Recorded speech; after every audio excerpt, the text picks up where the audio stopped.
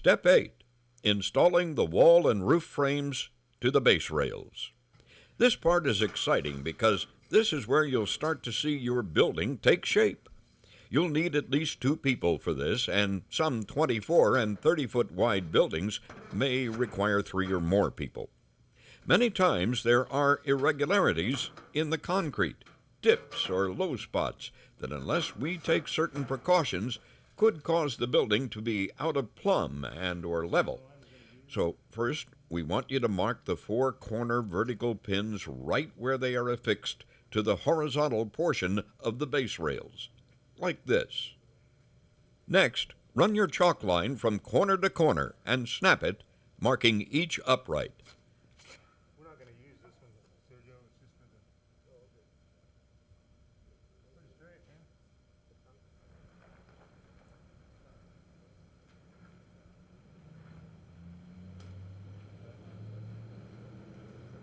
Now take your Sharpie and mark those chalk lines.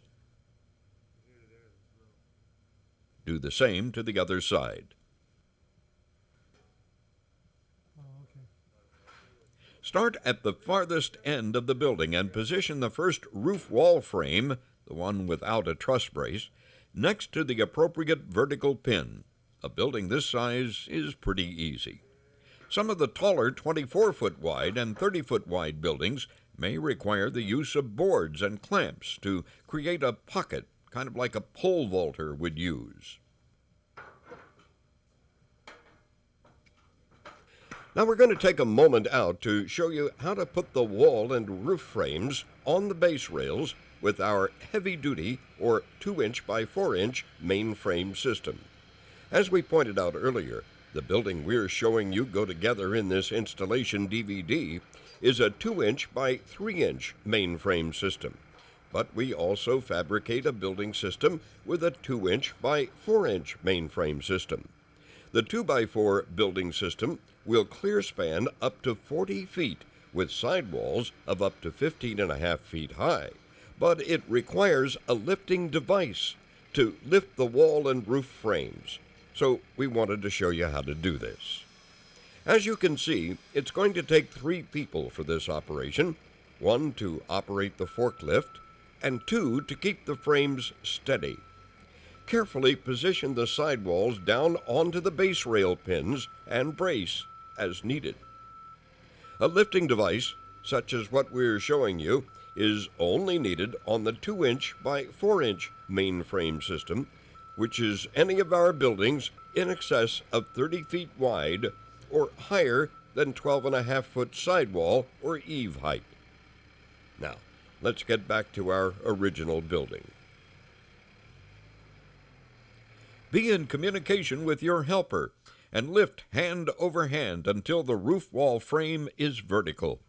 While your helper holds the frame steady, lift one side and place it onto the insert and slide it into place, and repeat on the other side. Both sides of the frame on some of the smaller structures can be lifted and slid into place at the same time. Proceed with the others until you've placed each individual roof and wall assembly on the vertical pins that are on the base rails. Right now, we want you to match the bottom of the wall assembly with the line you just marked out with the chalk line. Some may be all right, matching up very nicely, but some may not. For those, you'll use a crowbar to lift the bottoms up until they match your reference line, and when matching, have the other person screw in a couple of frame screws.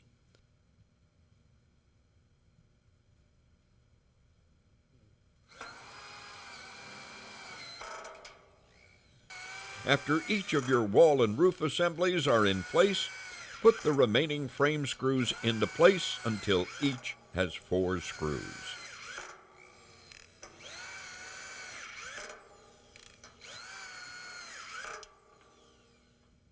On the corners, put your frame screws to the inside so that when you're putting the exterior wall panels on, the heads of the frame screws are not distorting the panels. Hey, starting to look like a building, isn't it?